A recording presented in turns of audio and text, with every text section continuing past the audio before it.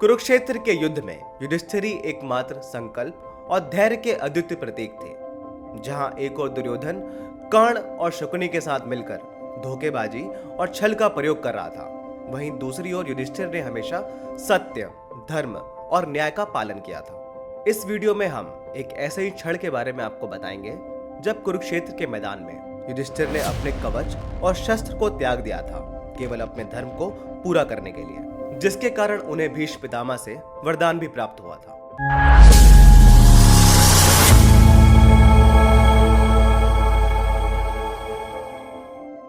12 वर्षों के कठोर वनवास व 1 वर्ष के अज्ञातवास के बाद जब पांडव अपना राज्य कौरवों से वापस लेने गए, तो दुर्योधन ने युधिष्ठिर को सुई की नोक के बराबर भी स्थान देने से मना कर दिया।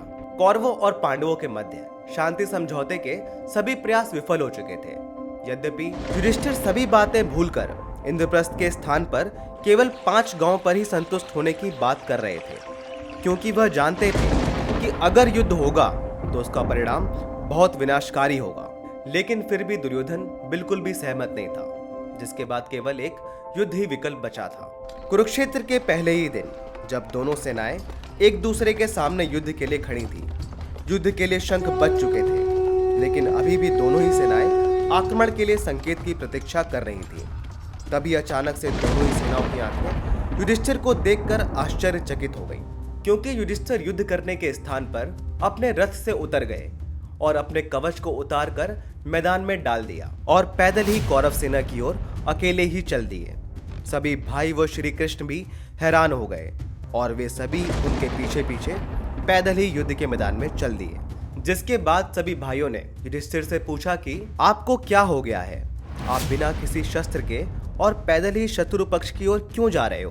तभी श्री कृष्ण ने अनुमान लगाया कि वह अपने बड़ों के पास उनसे आशीर्वाद लेने जा रहे हैं। जैसा कि श्री कृष्ण ने अनुमान लगाया था, बिल्कुल वैसे ही युधिष्ठिर पितामह भीष्म के रथ के पास आकर रुक गए और पितामह को हाथ जोड़कर प्रणाम किया और बोले कि मैं आपसे युद्ध करने की अनुमति मांगने आया, कृपया मुझे अपना आशीर्वाद प्रदान करें। जिसके बाद भीष्म मुस्कुराए और बोले कि यदि आज भी तुम नहीं आते तो मैं तुम्हें युद्ध हारने का श्राप दे देता, लेकिन अभी मैं प्रसन्न हूँ। तुम जाओ और अब अपनी पूरी शक्ति के साथ इस युद्ध में भागो। मेरा आशीर्वाद तुम्हारे साथ है, तुम्हें सफलता अवश्य मिलेगी।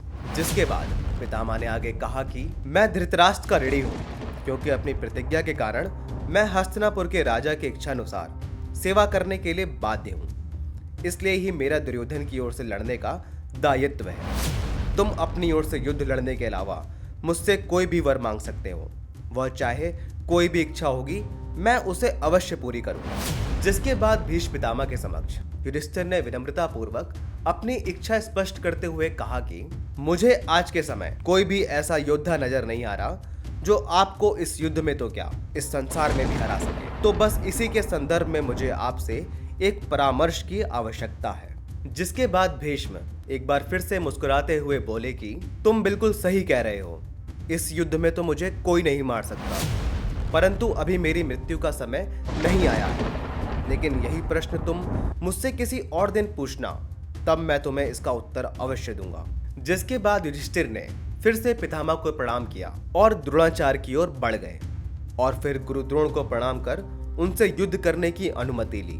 जिसके बाद गुरु द्रोण ने भी युधिष्ठिर से एक वर मांगने को कहा, जिस पर युधिष्ठिर ने गुरु द्रोण से उन पर विजय पाने का उपाय पूछा। तो गुरु द्रोण ने जवाब दिया कि जब तक मेरे हाथ में शस्त्र है तब तक कोई भी मेरे ऊपर विजय प्राप्त नहीं कर सकता। यदि तुम मेरे ऊपर विजय पाना चाहते हो तो मुझे अपने शस्त्र त्याग कर युद्ध भूमि में बिना शस्त्रों के बैठाने का प्रयास करो। जिसके बाद गुरु द्रोण ने आगे कहा कि यदि इस युद्ध में मुझे कोई अत्यंत दुखद सूचना मिले तो मैं अपने शस्त्र त्याग दूंगा। ऐसे वरदान और अपने बड़ों का आशीर्वाद लेकर युधिष्ठिर वापस अपने पक्ष में आए। जिसके बाद ही कुरुक्षेत्र का युद्ध औपचारिक रूप से शुरू हुआ था। युद्ध के 9 दिन तक जब भीष्म कौरव सेना का नेतृत्व करते हुए पांडव सेना को दिन पे दिन नष्ट करते जा रहे थे, तब जाकर युधिष्ठिर ने 9वीं रात को फिर से पहले दिन वाले प्रश्न के उत्तर को भीष्म पितामह से पूछा था। जिसके बाद पितामह ने युधिष्ठिर द्वारा पूछे गए उस प्रश्न का उत्तर दिया था। फिर जिसके बाद ही अर्जुन भीष्म पितामह का वध कर सके थे और इस तरह भीष्म पितामह ने अपने वचन को पूरा किया था। हम आशा करते हैं आपको यह वीडियो अवश्य ही पसंद आई होगी। अगर आपको यह वीडियो पसंद आई है तो अपने दोस्तों व परिवार के साथ अवश्य ही शेयर करें। लेकिन क्या आप जानते हैं, कुरु महापुरुष वीरों के वीर भीष्म पितामह जो प्रतिदिन पांडव सेना के लाखों सैनिकों को ढेर कर रहे थे, उनका वध करने में अर्जुन कैसे सक्षम हुए? अगर नहीं तो इस वीडियो पे क्लिक करके जान सकते हैं। अगर आपने अभी तक हमारा चैनल सब्सक्राइब नहीं किया है तो प्लीज कर लें। धन्यवाद।